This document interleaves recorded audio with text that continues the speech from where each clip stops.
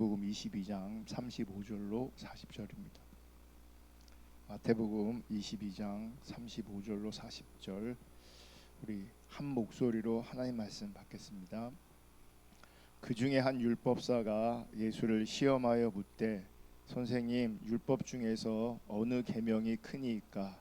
예수께서 이르시되 내 마음을 다하고 목숨을 다하고 뜻을 다하여 주 너희 하나님을 사랑하라 하셨으니 이것이 크고 첫째 되는 계명이요 둘째도 그와 같으니 내 이웃을 내 자신같이 사랑하라 하셨으니 이 두 계명이 온 율법과 선지자의 강령이니라. 아멘. 오늘은 옳고 그름이 먼저가 아니라 사랑이 먼저다라는 제목으로 하나님 말씀 나눌 때에 하나님의 은혜가 우리 모두 가운데 함께 할 수 있기를 주님의 이름으로 축복하고, 특별히 하나님의 기준이 선명하게 우리 모두 가운데 비춰질 수 있기를 주님의 이름으로 축복합니다. 하나님은 사랑이십니다. 하나님은 사랑이십니다. 그리고 하나님 사랑의 본질은 변하지 않는다는 겁니다. 하나님은 사랑이시고 하나님의 사랑은 변하지 않습니다. 여러분, 참된 신앙은 하나님의 그 사랑을 아는 것으로 시작됩니다. 우리는 교회를 다니는 것으로 혹은 종교적인 행위를 하는 것으로 신앙생활이 시작됐다고 많은 사람들이 여기고 그렇게 생각할 수 있습니다. 그런데 본질적으로는 성경이 말하는 참된 신앙은 하나님의 사랑을 아는 것으로 시작합니다. 지난주에도 말씀드렸던 것처럼 탕자의 비유를 지난주에 잠깐 살펴봤는데, 여러분, 아버지를 떠난 그 탕자, 아버지를 떠난 그 둘째 아들이 사실은 우리 인류가 처한 현실입니다. 탕자는 아버지를 떠났고 자신의 자원이 다 무너졌을 때 비로소 결국 아버지께로 돌아옵니다. 다 무너지고 아버지께 돌아와서야 비로소 아버지의 사랑을 알게 됩니다. 예전에 아버지와 함께 했던 때가 있었는데 그때 아버지의 사랑을 잘 모릅니다. 아버지를 떠났을 때 당연히 아버지의 사랑을 모릅니다. 언제 아버지의 사랑을 제대로 알게 되었냐면 자신의 자원이 다 무너졌을 때에 비로소 아버지께 돌아와서야 아버지의 사랑을 알게 됩니다. 여러분, 탕자의 비유에서 아버지를 떠나지 않았던 큰아들이 있습니다. 아버지를 떠나지 않았는데 그 큰아들은요, 아버지의 사랑을 모릅니다. 그래서 불평합니다. 아버지를 떠났고 지금 돌아온 둘째 아들은 자신을 향해서 옳고 그름을 따지지 않으시고 변치 않는 사랑으로 여전히 자기를 사랑하시는 그 아버지의 사랑으로 말미암아 그는 평생, 아마도 평생 불평하지 않는 삶을 살았을 겁니다. 여러분, 우리 시대의 많은 사람들이 자신이 하나님 아버지를 떠난 적이 없는, 도리어 하나님을 위해서, 아버지를 위해서 열심히 일만 했던 큰아들처럼 존재하고 있습니다. 그러니까 모양은 신앙생활을 하고 있다고, 아버지와 함께하고 있는 것처럼 보인다고요. 정말 많은 사람들이 우리 시대에 큰아들처럼 신앙생활합니다. 신앙생활을 하는데 아버지를 위해서 열심히 일도 하는데 결국 아버지의 사랑을 모르고 아버지의 마음을 모르고 아버지의 의도를 모릅니다. 그래서 결국은 아버지에게 불평합니다. 여러분, 우리의 현실은요, 우리 현실은 큰아들의 자리가 아닙니다. 우리 인간들의 영적인 현실은 아버지를 떠난, 자기 자신의 노력에서 철저히 실패한, 자신의 자원이 전혀 없는 둘째 아들인 것을 빨리 알아야 되고 빨리 인정해야 합니다. 제가 목회하면서 가르치다 보면 우리가 빨리 무너져야 합니다, 이렇게 표현할 때가 있습니다. 하지만 더 정확한 표현은 무엇이냐면, 우리는 무너져야 할 존재가 아니라 사실은 하나님 보실 때에 무너진 존재들입니다. 하나님을 떠난 존재들이라고요. 하나님이 없는 존재들이라고요. 여러분, 하나님이 없으면, 우리가 하나님을 떠났으면 그것이 무너진 거거든요. 그럼 복음은 완전히 무너진, 그리고 완전히 깨어진 나 자신을 볼 때 구원자로 예수 그리스도가 우리 가운데 계시되어지는 것, 이게 복음입니다.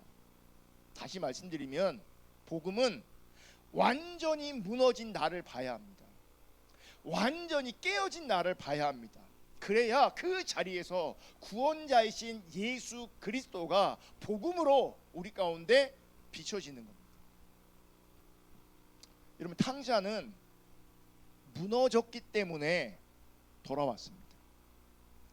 무너진 자신을, 깨어진 자신을 인정했기 때문에 돌아왔습니다. 우리 인간들은요, 사실은 둘째 아들과 같은 형편에 있는 거거든요. 아버지를 떠나 있으면서 자기 자원으로, 자기 노력으로 자기 인생을 스스로 주도하려고 합니다. 그러니까 아버지를 떠난 것 자체가 범죄인데, 아버지를 떠난 것 자체가 타락인데, 그게 죄이고 타락이라는 인식 자체가 없어요. 그래서 무너지지 않으면, 아직 살만하고 버틸만하면, 조금이라도 자기 자원이 있으면, 조금이라도 자존심이 살아있으면 절대로 하나님 아버지께 돌아오지 않습니다. 복음으로 돌아오지 않습니다. 여러분, 우리가 첫째 아들처럼 존재한다면 그 첫째 아들의 자리는 소망이 없습니다. 아버지의 사랑을 여전히 모르는 자리고, 또 아버지의 마음과 의도를 정확하게 모르는 자리에 있어요. 여러분, 우리는 첫째 아들이 아니고요, 성경적으로 보면 정확하게 탕자입니다. 둘째 아들입니다. 그러므로 나를 탕자로 인식해야 하나님의 그 은혜와 사랑이 우리 가운데 실제가 되는 겁니다. 내가 탕자로 인식되어져야 하나님의 은혜와 사랑에 압도당하게 되어 있습니다. 로마서 5장 20절 21절을 함께 읽으려고 합니다. 율법이 들어온 것은 범죄를 더하게 하려 함이라. 그러나 죄가 더한 곳에 은혜가 더욱 넘쳤나니. 21절, 이는 죄가 사망 안에서 왕노릇한 것 같이 은혜도 또한 의로 말미암아 왕노릇하여 우리 주 예수 그리스도로 말미암아 영생에 이르게 하려 함이라. 지금 바울은 죄를 얘기하면서 은혜를 강조합니다. 그러니까 죄가 분명하게 인식되어져야 은혜가 분명하고 선명하게 인식되어집니다. 사실은 죄랑 은혜랑은 전혀 다른 개념인데, 이 죄 때문에 혹은 죄를 인식할 때에 은혜가 분명하고 선명하게 인식되어집니다. 예전에는 죄가 우리 가운데 왕노릇했습니다. 그래서 죄의 타락한 본성에 우리가 끌려다닙니다. 우리가 이것을 다스릴 수가 없습니다. 우리가. 그런데 그 죄로 말미암아 은혜를 알게 됩니다. 그러면 은혜를 알게 되어지면 그 은혜가 압도적으로 영향력을 가집니다. 그래서 성경은 뭐라고 표현하고 있냐면 은혜가 왕노릇한다. 예전에는 죄가 왕노릇했는데 지금은 은혜가 왕노릇합니다. 은혜가. 여러분, 은혜가 뭐냐면 우리를 향한 주 예수 그리스도의 조건 없는 사랑입니다. 그 사랑이 하나님 아버지의 사랑입니다. 그러니까 하나님의 사랑이 은혜라고요. 조건 없는 그 사랑이 은혜라고요. 그래서 복음의 기초는 죄인됨을 알고 죄인됨을 인정하는 것입니다. 죄인됨을 고백하는 것입니다. 이 죄인됨을 학원에서 공부하듯이 이론적으로 인정하고 고백하는 수준이 아니라 죄의 인정과 고백을 통해서 하나님의 은혜와 사랑이 우리 가운데 현실화되는 것을 말합니다. 여러분, 거짓신앙은, 유사신앙은 은혜가 현실화되지 않은 상태를 말해요. 이론은 있어요. 구원에 대한 이론이 있고 죄에 대한 이론이 있고 은혜에 대한 이론이 있어요. 그런데 성경을 보면 은혜가 왕노릇한다고 말씀하고 있는데 그 은혜가 왕노릇한다는 것이 뭐냐면 그 은혜가 우리에게 현실화, 실제화된다는 거예요. 그럼 누구에게 이 은혜가 현실화되어지는가? 어떤 사람들에게 은혜가 왕노릇하는가? 자신이 죄인인 것을 분명히 아는 사람을 말해요. 그래서 신앙생활 하는 것처럼 보여도 은혜를 모르잖아요. 정확하게 탕자의 비유에 큰아들처럼 인생을 살고 신앙생활하는 거예요. 함께 하는 것처럼 보인다니까요. 아버지를 위해서 열심히 일도 한다니까요. 그런데 그 사랑과 은혜가 현실화되어 있지 않습니다. 실제화되어 있지 않습니다. 그러므로 자기가 죄인인 것을 분명하고 선명하게 알 때에, 그리고 인정할 때에, 고백할 때에 그 은혜와 사랑이 현실화되어지는 겁니다. 은혜와 사랑이 현실화되지 않으면 정확하게 첫째 아들로 우리가 존재하게 되는 겁니다. 여러분, 타락의 한 양상은 은혜와 사랑이 현실화되지 않는 것을 말합니다. 그러니까 우리가 타락을 이해할 때 우리는 부정적인 어떤 이해를 가지고 있어요. 죄 짓는 거, 세상에서 세상을 사랑하는 거, 뭐 돈을 사랑하는 거, 윤리적으로 도덕적으로 망가지는 것, 이런 것들을 타락이라고 생각할 수 있어요.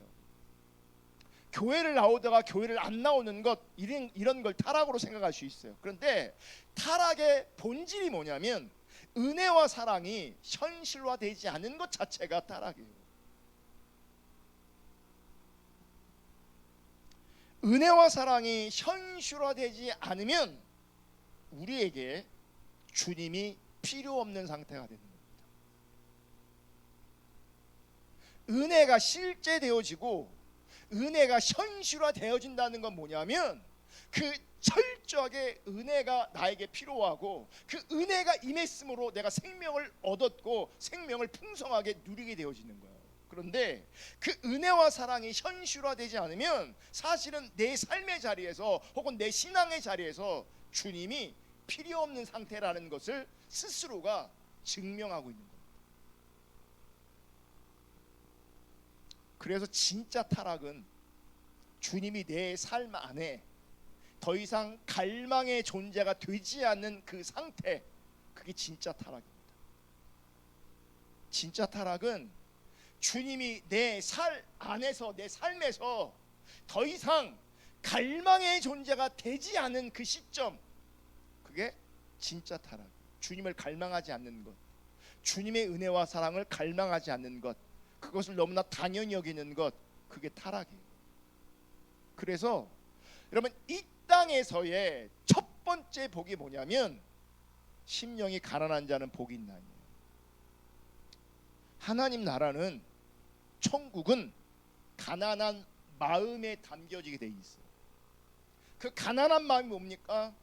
내 삶에서, 내 신앙에서 주님을 갈망하는 겁니다. 왜 갈망합니까? 주님이 필요하니까. 왜 갈망하니까? 주님의 은혜가 아니면 난 살 수 없으니까. 그게 가난한 마음이에요. 근데 그 가난한 마음이 상실되어지면, 그 가난한 마음이 없으면 은혜가 현실화되지 않은 거란 말이죠.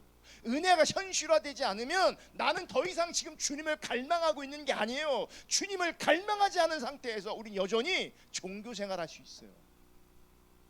종교생활을 하면 그건 하나님 보시기에 타락인 거예요. 하나님을 향한 갈망, 주님을 향한 갈망이 없는 것 자체가 타락이라고요. 심령이 가난하지 않은 것 자체가 타락이라고요. 죄인됨을 알고 죄인됨을 고백하기에 은혜와 사랑을 현실화하길 원하는, 그 은혜와 사랑을 구하는 그 마음이 가난한 마음인 거예요. 예수 그리스도를 절대적으로 필요로 하는 그 마음, 그게 가난한 마음이에요. 그런데 놀라운 것은 나의 죄인됨과 연약함을 아는 그 자리에서 하나님의 은혜와 사랑이 현실화되는, 즉 온전케 되는 신비한 일이 일어난다는 거예요. 나의 죄인됨을 알 때, 나의 연약함을 인정할 때 하나님의 은혜와 사랑이 현실화된다는 거죠. 온전케 된다는 거죠. 그러니까 우리는 내가 연약함을, 죄인됨을 발견하면 굉장히 힘들고 고통스러운 자리거든요, 거기가. 근데 그게 실제가 돼야 하나님의 은혜와 사랑이 현실화된다고. 이게 신비한 일이라고 제가 표현한 게, 연약함과 온전함은 전혀 다른 개념이에요. 연약함을 알아야 온전케 된다, 이게 신비한 일이라고요.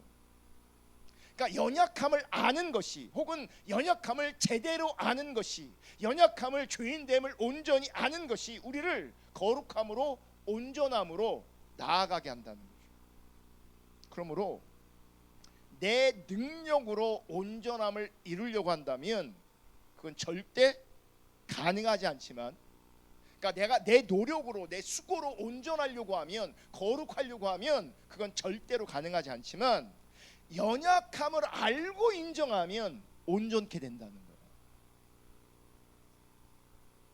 우리는요, 뭔가를 행해서 내가 온전해지려고 하는 경향성이 무척 강하거든요. 그 자꾸 사람들에게, 하나님에게 보이려고 합니다.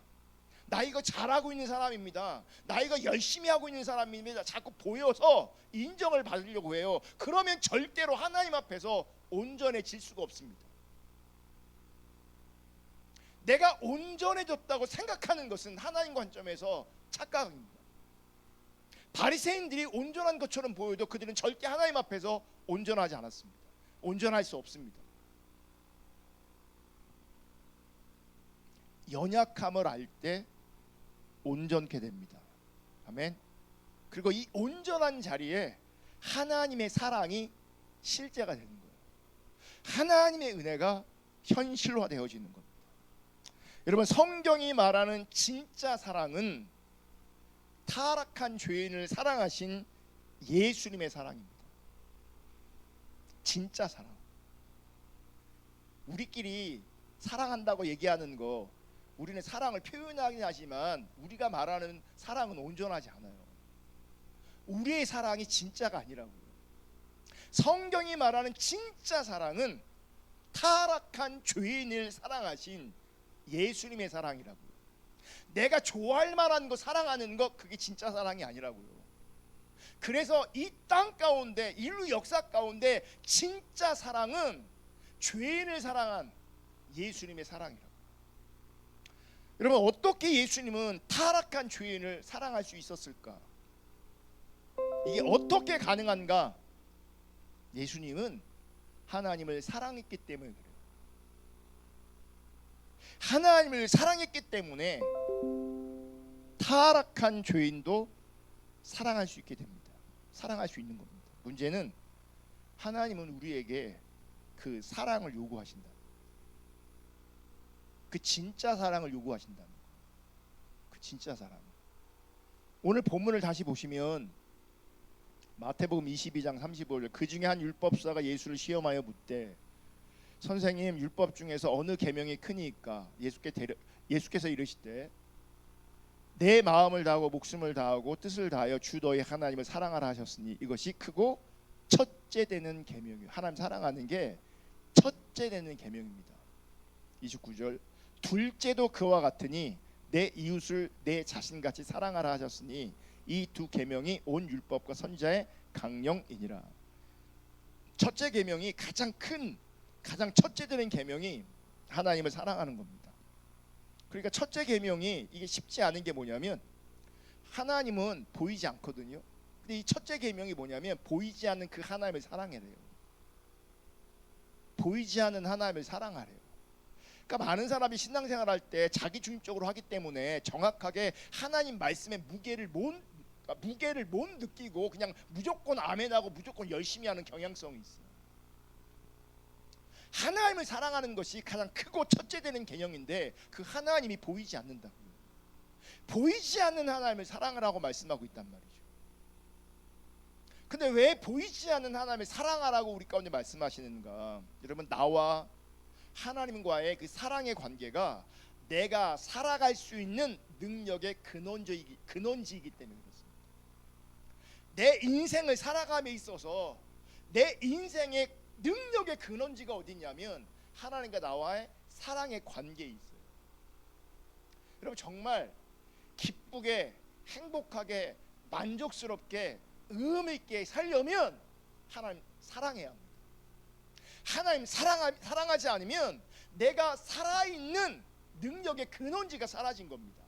그래서 살아있긴 하는데 재미가 없다니까요. 살아있긴 하는데 외롭다니까요. 살아있긴 한데 공허하다니까요. 내가 살아가는 근원지는 하나님과 관계예요. 사랑의 관계라고요. 아멘. 그런데 문제는 보이지 않는 그 하나님을 우리가 어떻게 사랑할 수 있냐는 거예요. 그리고 보이지 않는 하나님을 사랑한다는 것을 내가 어떻게 증명할 수 있냐는 거예요. 하나님 사랑이 내게 어떻게 나타나는 거예요. 그게 보이지 않는데. 그에 대한 답이 뭐냐면 그게 두 번째 계명인 이웃 사랑인 겁니다. 그래서 근데 이것도 쉽지 않은 게 뭐냐면 여러분, 우리는요 나 자신도 용납하지 못합니다. 나 스스로도 불만족스럽다고요. 나 스스로도. 그러면 나도 나를 사랑하지 않는데 어떻게 나와 전혀 다른 사람을, 이웃을 사랑할 수 있겠는가? 사실 이게요 불가능한 겁니다. 다른 사람을 사랑한다는 게 사실은 불가능한 겁니다. 나는 사랑하는데요, 사랑하는 사람이 있는 것처럼 보이는데요, 그건요 사랑하는 게 아니고요 살려고 그렇게 하는 겁니다. 살려고. 안 그러면 못 사니까 서로 뭐 하는지 아십니까? 타협하고 조율을 하는 겁니다. 성경이 말하는 사랑은 그게 아니에요. 원래 사랑은 하나님 사랑도 불가능하고 어떤 면에서 이웃 사랑도 어떤 면에서 불가능해요. 이게 쉬운 게 아니라고요. 우리는 다른 사람에 대해서 용서하는 거 결코 쉽지 않습니다. 한두 번 용서하는 것도 결코 쉽지 않거든요. 그런데 성경은 뭐라고 얘기하냐면 70번씩 7번 용서하래요. 이거 불가능한 겁니다. 사실 우리는 용서하는 게 아니라 살아야 되니까 덮어두는 겁니다. 용서하는 게 아니라 덮고 가는 거예요. 덮고 가는 거를, 우린 덮어놓은 것을 나는 용서했다고 얘기해요. 진짜 용서는 덮어놓은 게 아니거든요. 그러니까 용서했다고 표현하지만 진짜 용서한 게 아니기 때문에 여기 남아있다니까요. 한으로, 상처로. 그럼 보세요. 왜 하나님은 보이지 않는 하나님을 사랑하라고 말씀하시고 보이는 이웃을 또 사랑하라고 말씀하실까? 보이지 않는 하나님의 사랑을, 보이지 않는 하나님을 사랑하는 일이 진짜라는 것이 보이는 영역에서 확인되기 때문에 그래요. 그러니까 하나님 사랑하래. 근데 하나님 사랑하는 게 보이지 않잖아요. 그러니까 이웃 사랑을 통해서 보이는 영역에서 확인되어지는 거예요. 내가 진짜 하나님 사랑하면 이게 막연하단 말이에요. 이게 증명이 안 된단 말이에요. 근데 보이는 영역에서 하나님 사랑이 확인되는 거예요. 이웃 사랑을 해야 하나님 사랑이 확인되어지는 거예요. 문제는 죄인된 인간의 본성은 이웃을 사랑할 수 없다는 거예요. 여러분, 타락한 이후에 아담과 하와는 서로 정죄하고 파괴했습니다. 사랑해서 결혼했는데요, 얘기 들어보면요, 신혼 초에 다들 무진장 싸운답니다. 신혼 초만 싸우는 게 아니에요. 엄청 싸웁니다. 엄청. 타락한 인간이 만나 살면 갈등하고 싸울 수밖에 없어요. 나는 안 싸우는데요. 아니, 살려고 타협한 거예요. 그거는 살아야 되니까 타협하는 거예요. 그거는 사랑하는 게 아니에요. 그거를 사랑으로 포장시키는 거예요. 인간은 사랑할 수가 없어요. 사랑이 안 돼요. 타락한 이후에 가장 먼저 드러난 인간의 속성은 서로를 정지하고 파괴한 거였어요. 가인은 자기 동생 아벨을 죽였어요. 제자들은 예수를 배반했어요. 여러분, 이게 인간이에요. 그래서 인간 사회에서는 늘 정지하고 파괴하고 죽이고 배반합니다. 그게 인간입니다.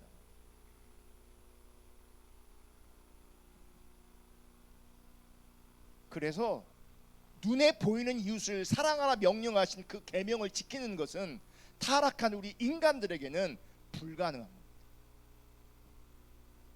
불가능합니다. 여러분, 둘째 계명 이웃 사랑은 첫째 계명 하나님 사랑의 진실성을 나타냅니다. 그런데 여기서 비밀이 있습니다. 비밀이, 이웃을 내가 사랑할 수가 없단 말이에요. 이웃을 사랑할 수가 없다. 저는 그 자녀를 사랑하는데 뭐 이렇게 생각할 수 있거든요. 자녀를 사랑하는 건 본능인 거예요. 본능에서 사랑한다고 말하지만 자녀를 바라볼 때 늘 우리는요, 속 터집니다. 기쁘고 행복하고 만족스럽고 그러지 않습니다. 왠지 아세요? 우리 사랑을 못 한다니까요. 그러니까 본능으로 엮여 있고 본능으로 이렇게 엮여 있기 때문에 내 뱃속이 낮기 때문에 특별히 어머니는 자녀를 무진장 사랑하는 것 같지만 사실은 그 사랑의 감정이 늘 충만해 있지 않습니다. 내가 조금 사랑한다고 섬긴다고요, 내가 사랑이 있다고 착각하면 안 돼요. 우리는 그 누구도 사랑을 못 해요. 사랑이 안 되는 존재라고요.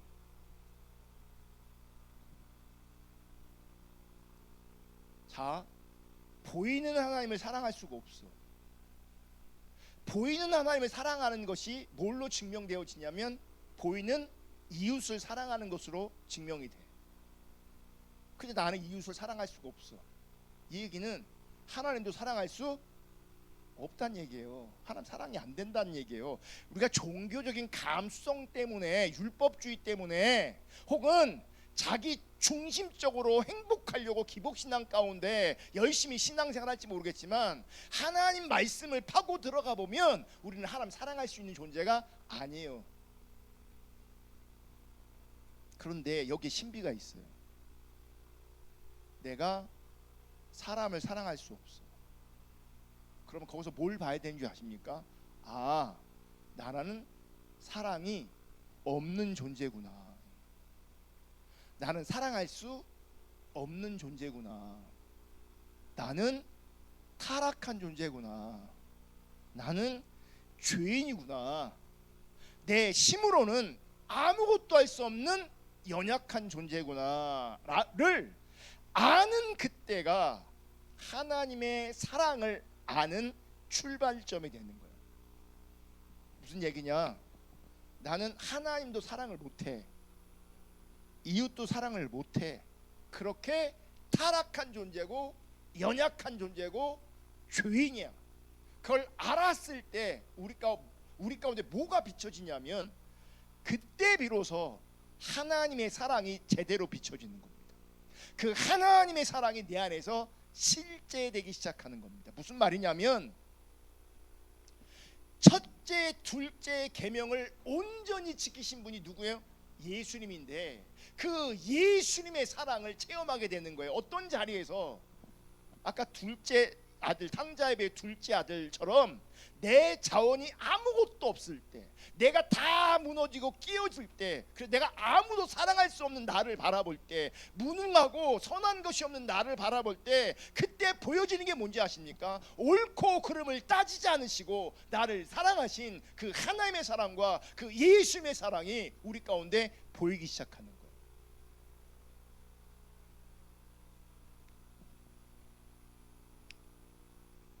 보이는 이웃을 사랑할 수 없는 내 연약함을 알면 비로소 가난한 마음으로, 애통한 마음으로 하나님 앞에 엎드리게 돼 있고, 이웃 사랑을 전혀 할 수 없는 나를 바라보며 하나님도 사랑할 수 없는 나를 바라보게 됩니다.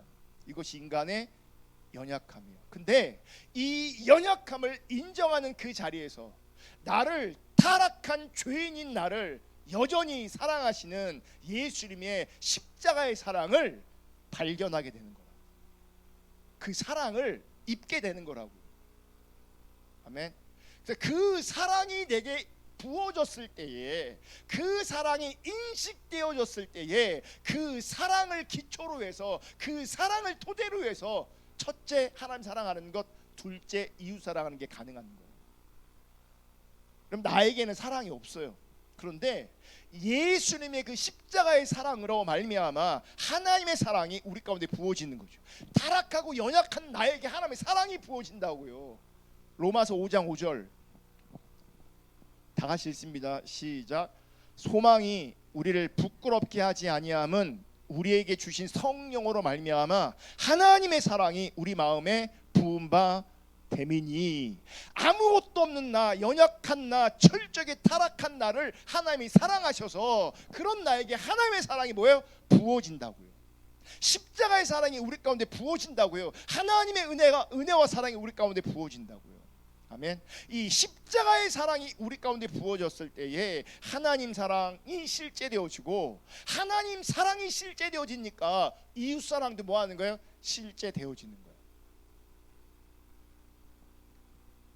그래서 옳고 그름을 따지는 게 중요한 게 아니라, 그게 먼저가 아니라 훨씬 중요한 건 뭐냐면 나를 아는 것이고 나에게 임한 하나님의 은혜와 사랑을 아는 거예요. 그러면 그 자리에서 나도 어떻게 합니까? 하나님이 나에게 옳고 그름을 따지셨다면 우리는 구원 못 받아요. 하나님께서 옳고 그름을 나한테 따지셨다면 우리는 하나님의 은혜와 사랑을 누릴 수가 없어요. 그분이 옳고 그름을 따진 게 아니라 정말 소망 없는 나를 그냥 사랑하셨다. 둘째 아들이 돌아왔을 때 옳고 그름을 따지지 않고 그냥 안아주셨던 것처럼 그렇게 우리를 사랑하신다고요. 그러면 그 은혜와 사랑이 이제 왕노릇하게 된다. 그 은혜와 사랑이 왕노릇할 때 하나님 사랑이 실제고 이웃 사랑이 실제가 되는 거예요.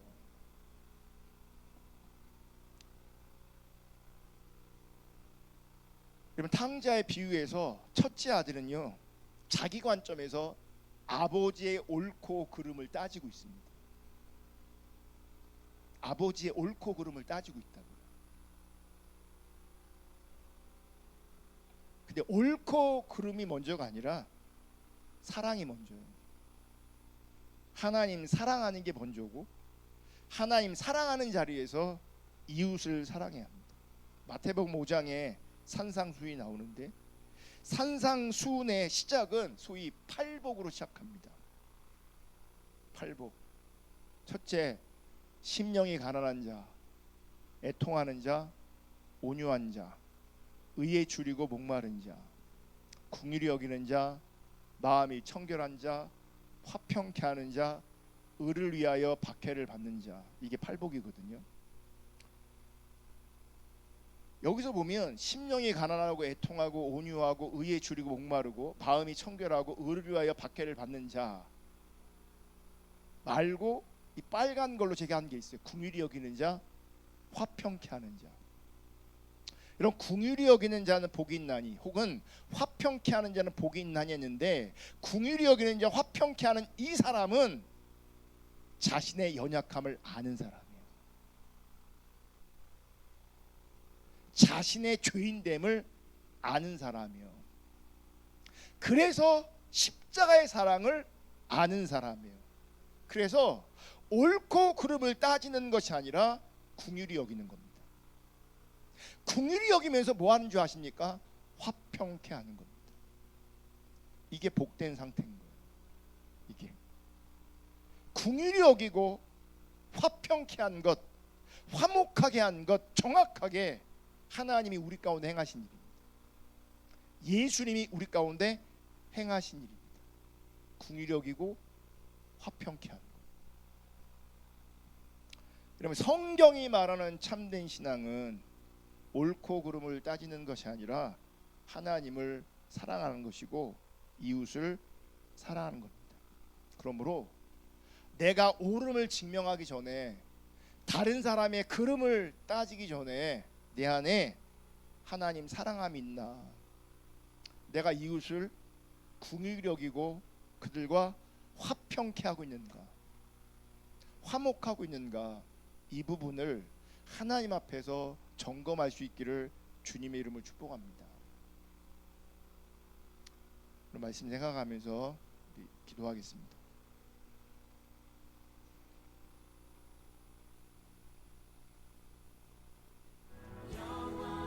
하나님께서 오늘 말씀 가운데 여러분 각자 가운데 주시는 말씀이 있다면 그걸 붙잡고, 회개할 게 있으면 회개하고, 결단할 게 있으면 결단하고, 또 은혜를 구할 게 있으면 은혜를 구하여 이 시간 진실하게 간절하게 주 앞에 나아가기로 합니다.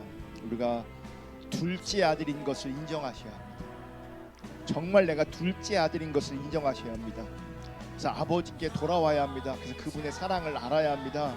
십자가의 사랑이 우리 가운데 부은 바 되어야 합니다. 그래야 우리 삶에, 우리 신앙에 소망이 있습니다. 하나님의 사랑을 모르니 자꾸 우린 따집니다.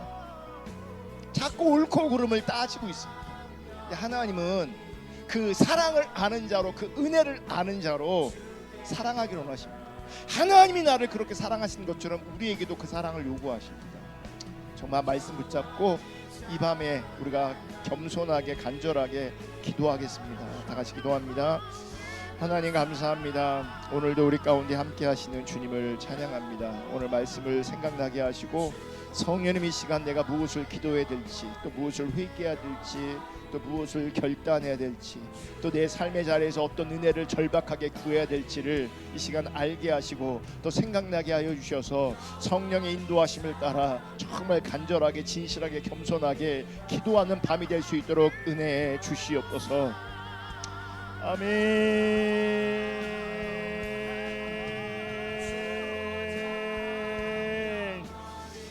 아멘.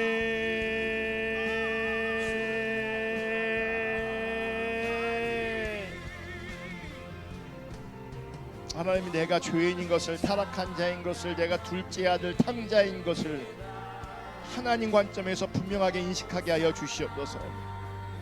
내가 무너져야 합니다. 아니 무너진 자인 것을 발견케 하여 주시옵소서. 하나님의 은혜가 아니면 나는 도무지 소망이 없는 자인 것을 알게 하여 주시옵소서. 주님, 이 시간 가난한 마음으로 주의 은혜를 구하게 하여 주시옵소서. 아멘.